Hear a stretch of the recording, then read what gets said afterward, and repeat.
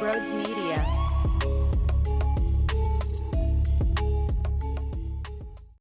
But I think the major storyline, of course, is what happened with Bryce Harper. And there were a billion things that happened to Bryce Harper. A swing where he felt discomfort. A play over at first base where he felt discomfort, obviously. The temper tantrum in the dugout where he's throwing bats and throwing crap at the wall before going down into the tunnel. Then he gets two pitches way too inside. Harrison needs to get kicked out of the league. Kicked out of the league. You don't touch my superstar like that, you idiot. You go right back inside? Stop it.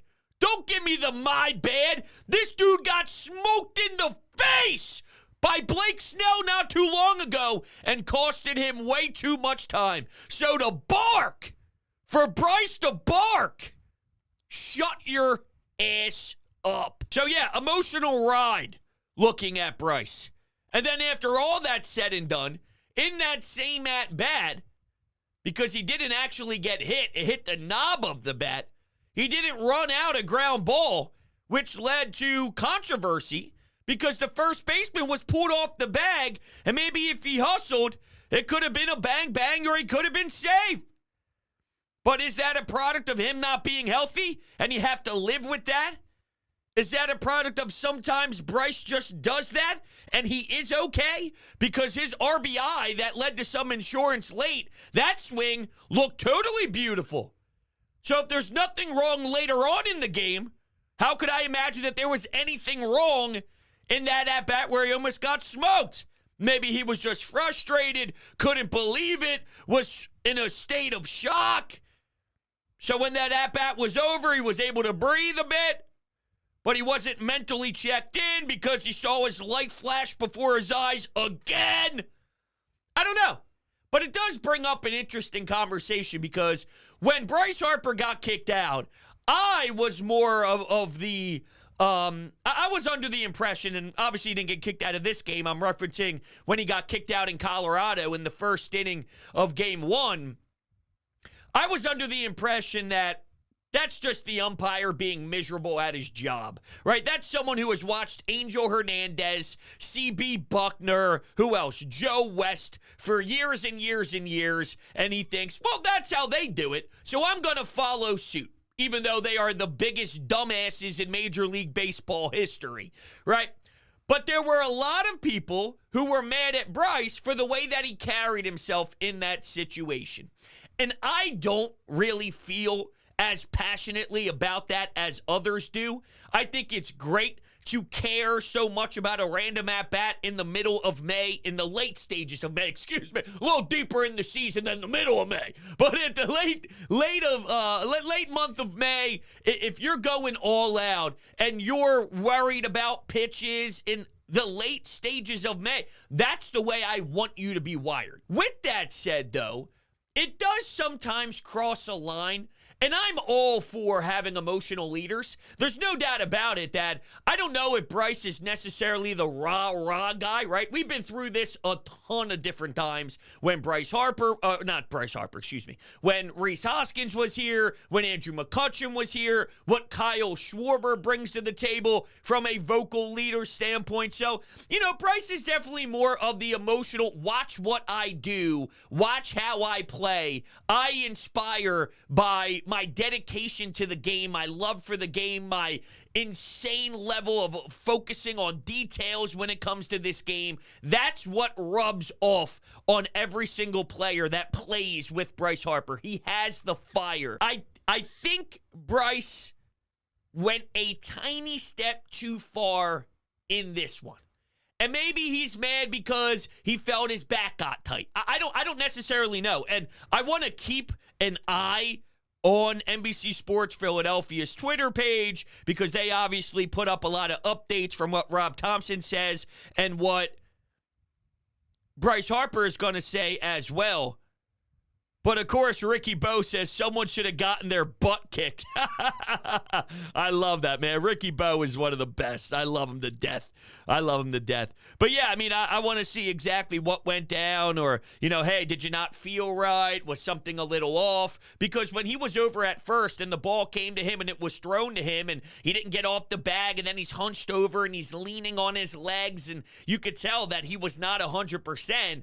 Why is he also going through that tantrum in the clubhouse? Is it solely that he missed the pitch? Is it solely because he thought he could have done more damage? Or because dating back to spring training, he had to miss at-bats and miss time to get ready for opening day because there was something that was tweaked? And when you watch the replay of him taking a swing, it looked more like he was uncomfortable than it was, I should have smoked that one. That one should have been in the stands. You could tell when it's that route. We've seen him take hacks where he misses it by a hair and he recognizes, dude, on any other day, that's a piss missile. In any other at-bat, that thing is scorched into the gap, you motherfucker. That's normally what you get. You know that look. This look was, I'm not right.